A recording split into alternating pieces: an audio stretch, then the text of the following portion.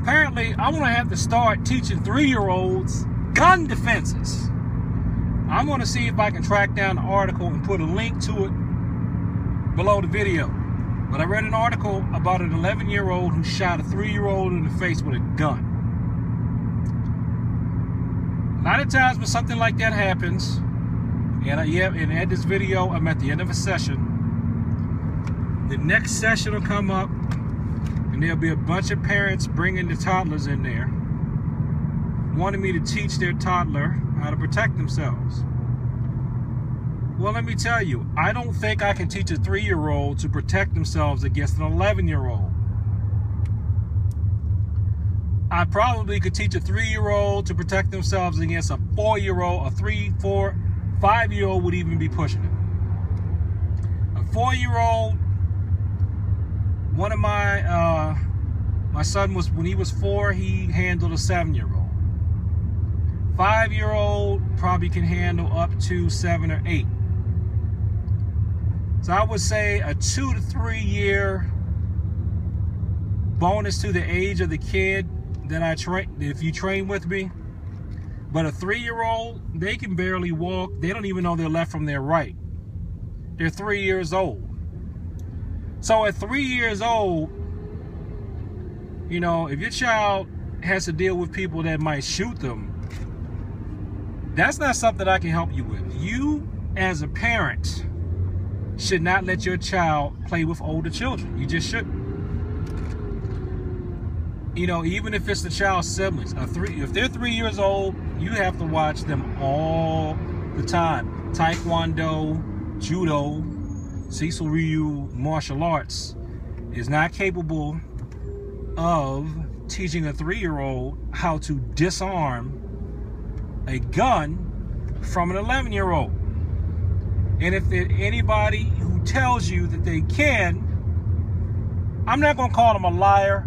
I'm going to say that I'm skeptical of that claim, and I would love to see it implemented. I highly doubt it.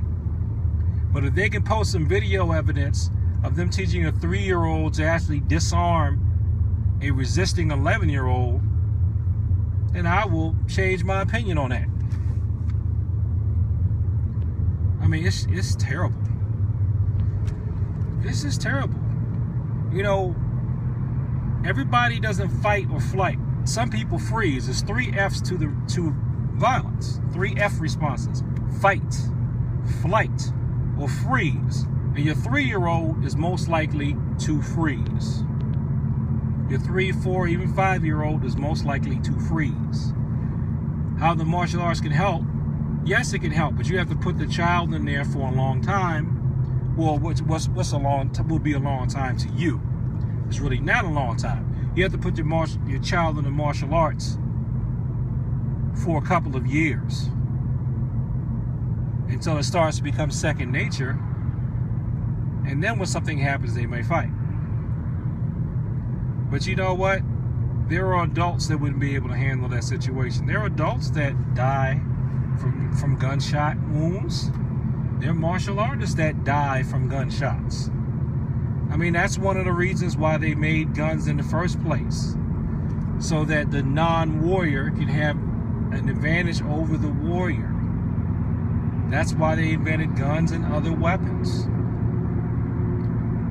So, you know, if you want to feel like I, or quite frankly, any other martial arts instructor is letting you down and not the real deal because we can't teach your 3-year-old how to handle an armed 11-year-old with a gun. Now, I'm not trying to make light of the people in the article I'm talking about.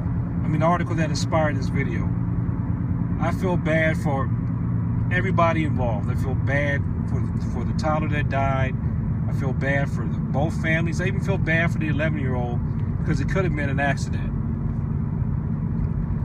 But I want to tell you, even though you put your toddler in a martial arts class, you still have to protect them. I don't want you to think, and I've said this in another video, don't think that because you put your child in a martial arts class that you don't have to babysit them anymore.